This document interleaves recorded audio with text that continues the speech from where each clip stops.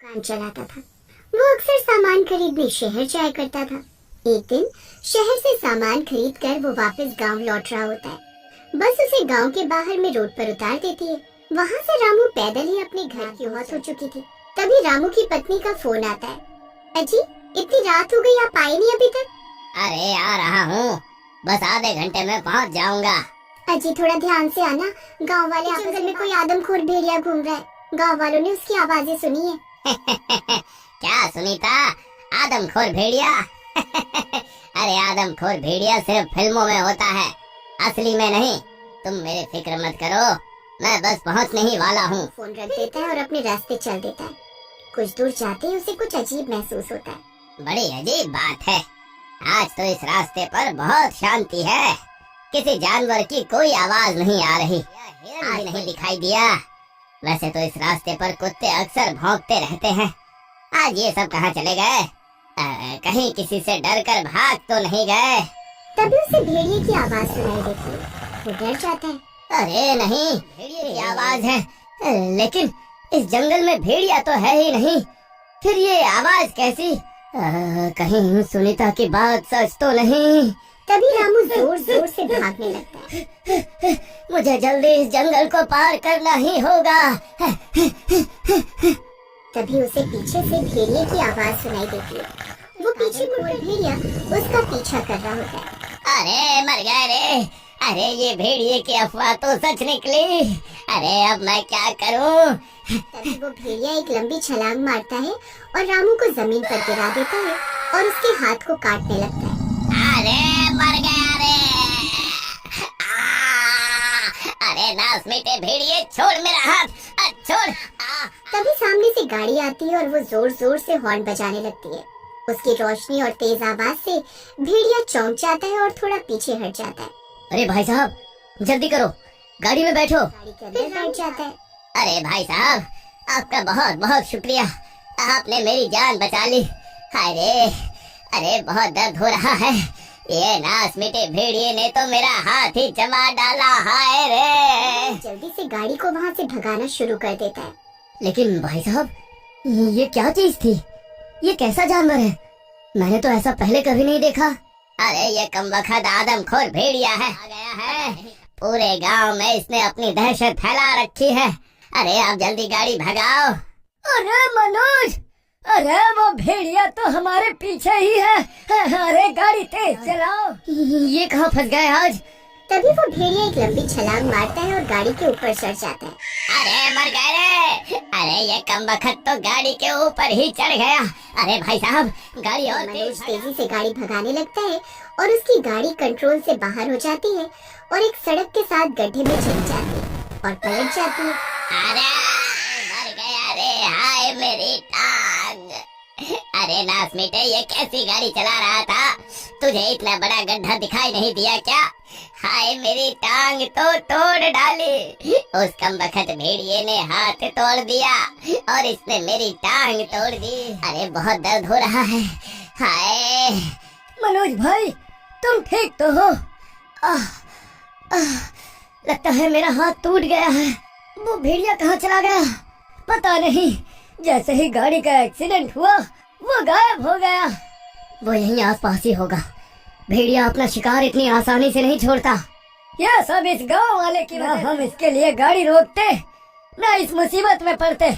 चलो मनोज, हमें यहाँ से किसी सुरक्षित जगह पर जाना होगा।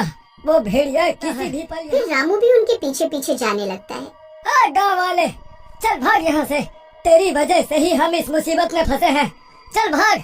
अरे भाई साहब, मुझे यहाँ अकेला छोड़कर मत जाओ, मुझे भी अपने से थोड़ा रहम करो।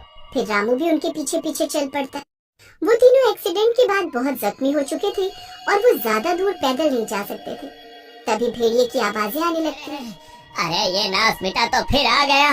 ये कमबख्त हमें मारे बिना नहीं रहने वाला। राहुल, हम भाग नहीं पाएंगे, हमें उस पेड़ पर चढ़ना होगा। फिर वो तीनों उस पेड़ पर चढ़ने लगे। मनोज और राहुल तो पेड़ पर चढ़ जाते हैं, लेकिन रामू की टांग टूटने की वजह से वो पेड़ पर ज्यादा ऊपर नहीं चढ़ पाया। अरे अरे कमबख्तो, मुझे भी तो ऊपर खींचो। अरे हाय मेरी टांग, हाय!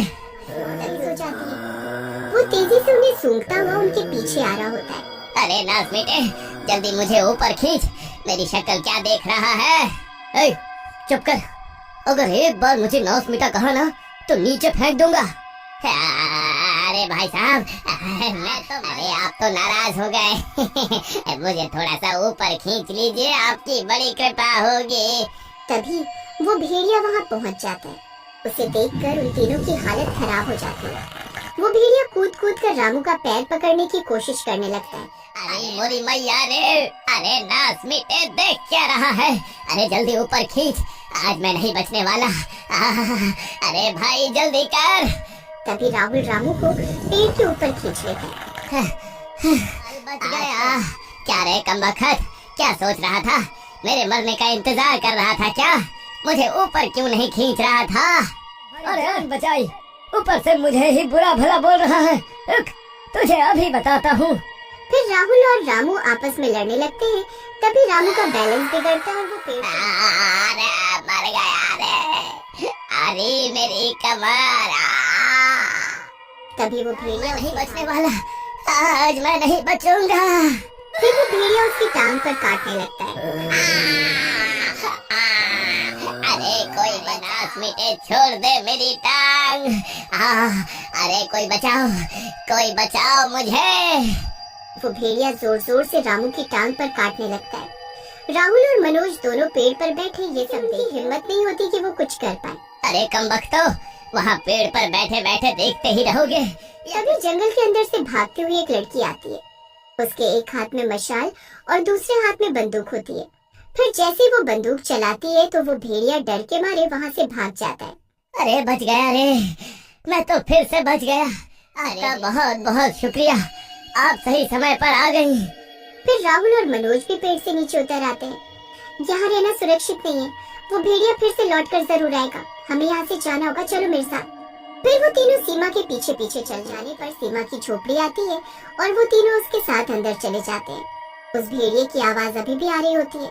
हर जगह दहशत का माहौल होता है। वो भेड़िया आसपास चक्कर लगाने लगता है। आपका बहुत बहुत शुक्रिया, आपकी वजह से हमारी जान बच पाई। आपके बाबा कहाँ हैं? जो बाहर लोगों के खून की प्यास में घूम रहे हैं, वही मेरे बाबा हैं। क्या? वो आदमखोर भेड़िया रे मर गए रे। अरे ये तो आदमखोर की बेटी निकली, एक तरफ कुआं और दूसरी तरफ खाई। अरे अब क्या होगा? खुशी खुशी रह रहे थे। फिर एक दिन एक जख्मी भेड़िए ने मेरे बाबा को काट लिया। तब से वो आदमखोर बन गए।